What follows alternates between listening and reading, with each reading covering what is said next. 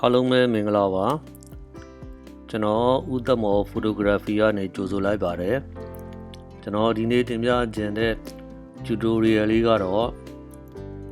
how to create frequency separation actions in Photoshop ကျွန်တော်တို့ Photoshop ထဲမှာ frequency separation အတွက် action ကျွန်တော်တို့ဘယ်လို create လုပ်မလဲအဲ့တော့ကျွန်တော်တို့ဓာတ်ပုံတွေပြုပြင်တဲ့နေရာမှာportrait ပုံတွေကို skin တာချောပြုပြင်တဲ့နေရာမှာအသုံးဝင်တဲ့ frequency separation ကိုကျွန်တော်တို့ကဓာတ်ပုံပြုပြင်တဲ့အချိန်တိုင်းအချိန်ချင်းအဖန်ဖန်ပြန်လည်ပြီးတော့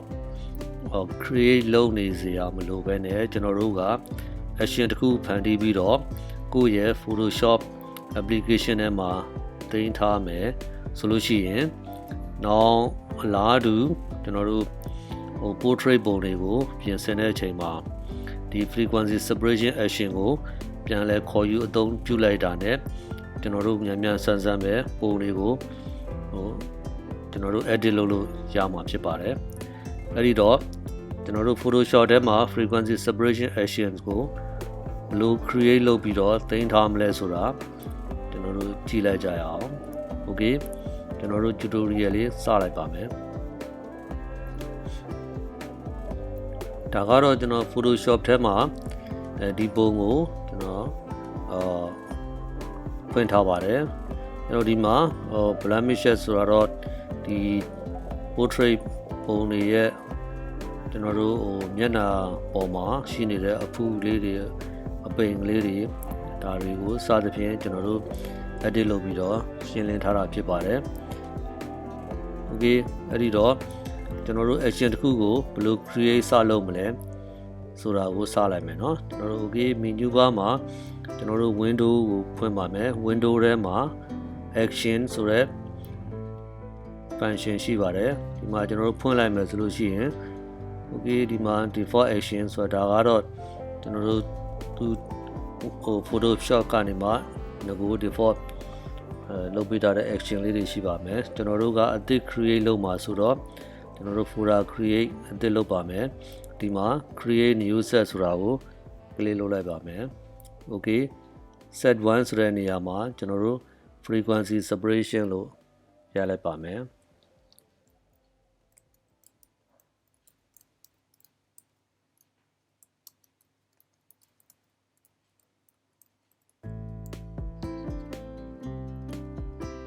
okay ဒါကျွန်တော်တို့action တစ်ခုအတွက် folder တစ်ခုစပြီးတော့တည်ဆောက်လိုက်တာဖြစ်ပါတယ်ပြီးတော့ကျွန်တော်တို့ဒီနေရာမှာ plus sign လေးရှိတယ် plus sign လေးမှာ create new action ဆိုတာကို click လုပ်ပါမယ်အဲ့တော့ name ဆိုတဲ့နေရာမှာကျွန်တော်တို့နာမည်ပေးပါမယ် frequency separation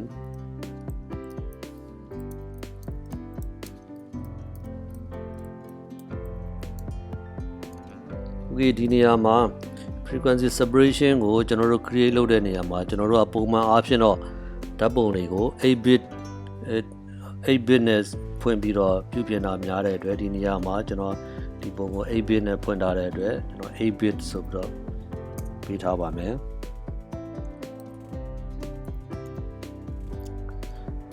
ပြီးရင် color နေရာမှာတော့ကျွန်တော်တို့ဒီနေရာမှာ drop down menu လေးတွေကနေမှကျွန်တော်တို့အရောင်တစ်ခုကိုရွေးထားမယ်ဆိုလို့ရှိရင်နောက်ဒီကျွန်တော်တို့ကဒီ action ကိုပြန်ရွေးချက်တဲ့နေရာမှာ color နဲ့မြန်ဆန်ဆန်ပြန်ရွေးနိုင်မှာဖြစ်ပါတယ်လောလောဆယ်ကျွန်တော် blue ကိုရွေးလိုက်ပါတယ် okay record ကိုကျွန်တော်တို့ click လုပ်ပါမယ် okay ဒီနေရာမှာကျွန်တော်တို့က action ကို create လုပ်တဲ့နေရာမှာစပြီးတော့ဒီမှာ record လုပ်နေပါပြီ record ကကျွန်တော်ဒီဘက်မှာPhotoshop ထဲမှာ action လုပ်တိုင်းကိုကျွန်တော်တို့ကမှတ်ထားပြီးမှဖြစ်ပါတယ် okay ကျွန်တော်တို့ frequency separation အတွက်ဆိုလို့ရှိရင်ကျွန်တော်တို့ဒီ layer blemishes layer ကို layer နှစ်ခုပွားပါမယ် control J command J နှိပ်ပြီးတော့နှစ်ကြိမ်နှိပ်ပြီးတော့ layer နှစ်ခုပွားပါမယ် okay အောက်က layer ကိုကျွန်တော်နာမည်တစ်ခုပေးပါမယ် low frequency လို့ပေးပါမယ်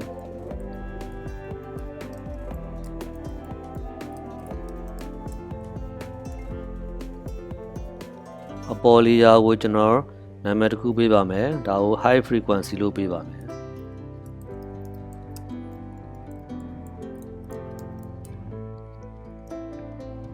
Okay layer နှစ်ခုပွားပြီးရင် frequency separation ရဲ့အခြေခံကိုတည်ဆောက်ပြီးဖြစ်ပါတယ်ဒီနေရာမှာ action ထဲမှာကျွန်တော်တို့လုပ်သမျှကိုမှတ်ထားပြီးတာကိုမြင်ရမှာဖြစ်ပါတယ်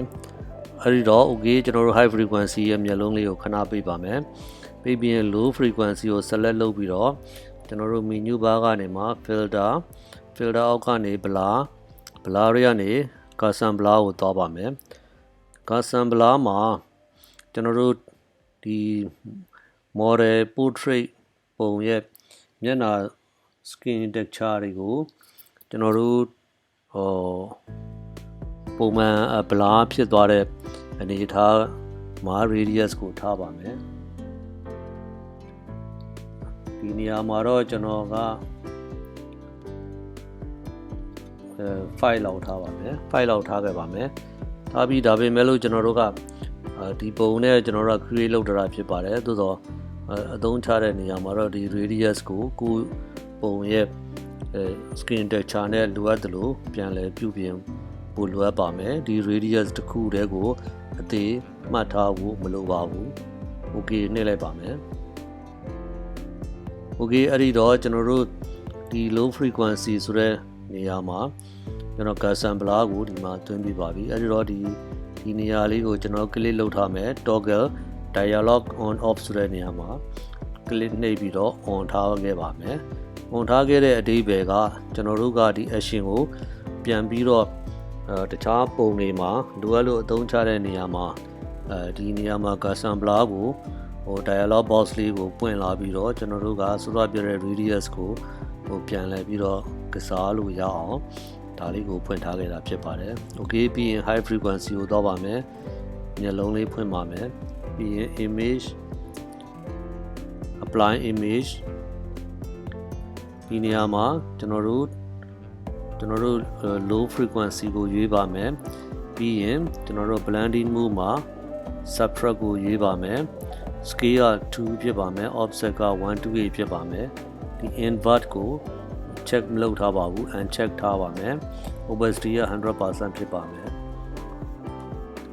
okay နှိပ်ပါမယ်ပြီးလို့ရှိရင်ကျွန်တော်ဒီ blending mode မှာကျွန်တော်တို့က linear light ကိုရွေးပါမယ်ရွေးပြီးရင်ဒီ high frequency ရဲ့ low frequency ရဲ့ကိုကျွန်တော်တို့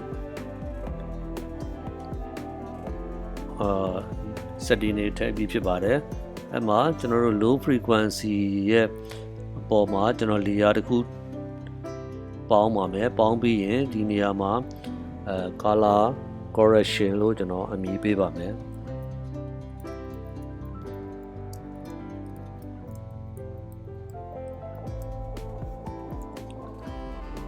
Okay ဒီ color correction ဆိုတာကကျွန်တော်တို့ frequency separation ကိုအသုံးပြုတဲ့နေရာမှာ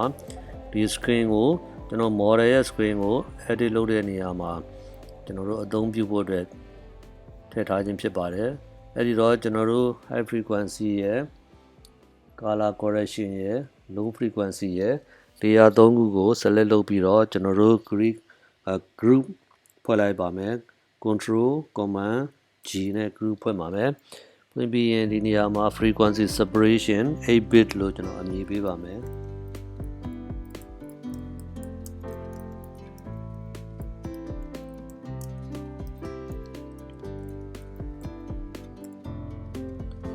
Okay ဒါဆိုလို့ရှိရင်ကျွန်တော်တို့ frequency separation ရဲ့ action တစ်ခုကိုတိစောက်ပြီးဖြစ်ပါတယ်ဖြစ်တော့ဒီနေရာမှာ okay ပြီးပြီဆိုလို့ရှိရင်ကျွန်တော်တို့ဒီဟာကိုstop လုပ်ပါမယ် stop playing recording ဆိုတာကိုနှိပ်လိုက်မယ်ဆိုလို့ရှိရင်ဒီ action တစ်ခုကိုကျွန်တော်တို့record လုပ်မယ် create လုပ်တယ်ဆိုတာ process ဒါပြီးမြောက်တယ်ဆိုတဲ့အနေအထားဖြစ်ပါတယ် okay ကျွန်တော်ဒီနေရာမှာ click လုပ်ပါမယ် okay stop လုပ်လိုက်ပြီဆိုလို့ရှိရင်စောစောကကျွန်တော်တို့ create လုပ်ခဲ့တဲ့ frequency separation ရဲ့ action ကိုကျွန်တော်ဒီနေရာမှာ record လုပ်ထားပြီးဖြစ်ပါတယ် တော့ဒီမှာနမူနာကြည့်မယ်ဆိုရင်ဒါကိုကျွန်တော်delete လုပ်ပါမယ် okay ကြည့်အောင်ကျွန်တော်တို့ဒါကအစblemishes လုပ်ပြီးတဲ့အနေထားမှာကျွန်တော်တို့ window ကနေ action ကိုခေါ်ပါမယ် action ထဲမှာစောစောကကျွန်တော်တို့ create လုပ်ထားတဲ့ frequency separation 8 bit ဆိုတဲ့ action ကို select လုပ်မယ် select လုပ်ပြီးရင်ဒီနေရာမှာ play selection ဆိုတာကို click နှိပ်လိုက်ပါမယ် okay ဒါဆိုလို့ရှိရင်စောစောကကျွန်တော်တို့ low frequency မှာကျွန်တော် gas sampler ကို radius ကိုနဲ့ကိုပြုပြင်တဲ့ဓာတ်ပုံအလိုက် radius ကိုကစားနိုင်မှုတဲ့ကျွန်တော်တို့ action ထဲမှာထည့်ပြီးပေးခဲ့တာဖြစ်တယ်ဒီနေရာမှာဆိုရင်ကျွန်တော်တို့က7လောက်ထားကြည့်ပါမယ် okay ကိုနှိပ်ပါမယ် okay ဒီ action ကိုဒါပြန်ပေးလို့ရပါပြီအဲ့တော့ဒီနေရာမှာကျွန်တော်တို့လိုအပ်တဲ့အချိန်တိုင်းမှာ action box ထဲမှာသွားပြီးတော့ကျွန်တော် frequency separation ရဲ့ 8 bit ကိုအချိန်ချင်း create လုပ်เสียမလို့ပဲနဲ့ကျွန်တော်တို့ပြန်လဲခေါ်ယူပြီးတော့အသုံးပြုနိုင်မှာဖြစ်ပါတယ်အဲ့တော့ဒီနေရာမှာကျွန်တော် frequency separation edit လုပ်တာလေးကိုအကြမ်းမြင်ကျွန်တော်ပေါ်ပြလိုက်ပါမယ် okay ကျွန်တော် high frequency ကိုမျက်လုံးမိတ်ထားမယ်ပြီးရင်ကျွန်တော်တို့က mixer brush 2ကိုယူပါမယ်အဲ့တော့ကျွန်တော် frequency separation အသုံးပြုပုံအသေးစိတ်ကိုတော့ကျွန်တော်တို့ရခင် tutorial တွေမှာဖော်ပြထားပြီးဖြစ်ပါတယ်အဲ့တော့ကျွန်တော်ဒီနေရာမှာwatt ကို 20% load ကို 50 mix ကို 50 flow ကို 50ထားပါမယ်ထားပြီးရင်ဒီနေရာမှာကျွန်တော်တို့က color correction အောက်က low frequency ကိုedit လုပ်မှာဖြစ်တဲ့အတွက်ဒီနေရာမှာ sample all layer ကိုcheck လုပ်ထားပါမယ် okay brush ကိုတော့ကျွန်တော်တို့က soft brown brush ရွေးထားပါမယ်အဲ့တော့ဒီနေရာမှာ clean brush ကိုရွေးပါမယ် okay ဒါဒီနေရာကိုကျွန်တော်တို့က clean the brush after each stroke ကို check လုပ်ထားပါမယ် okay ရပါပြီဒါဆိုရင်ကျွန်တော်တို့ model ရဲ့မျက်နှာပေါ်မှာကျွန်တော်တို့ဒီ mixer brush နဲ့ပို့လိုက်မယ်ဆိုရင် frequency separation ရဲ့ action တွေဝင်သွားမှာဖြစ်ပါတယ်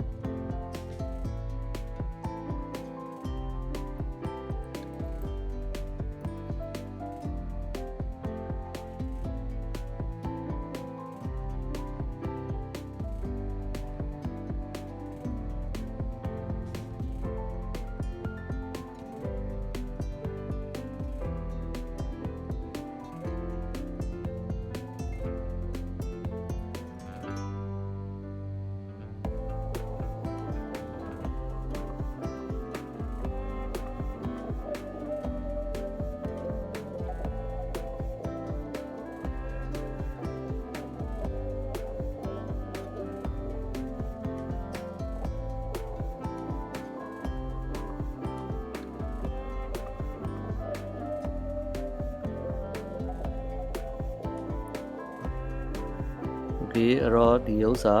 ကျွန်တော် frequency separation ကိုအသုံးပြုပြီးတော့ model ရဲ့ skin ကို retouch လုပ်တဲ့အနေအထားဖြစ်ပါတယ်ဒါက after ရင်ကျွန်တော်တို့ before နဲ့ after ကိုရှင်းကြည့်ပါမယ်ဒါက before ပါဒါက after ပါလိုအပ်ရင်မျက်နှာအပြင်မှာမြင်ညာတဲ့နေရာတွေကိုကျွန်တော်တို့ထပ်ပြီးတော့ mixer brush နဲ့ပို့ပေးဖို့လိုရင်နည်းနည်းထပ်ပို့ပေးဖို့လိုပါမယ်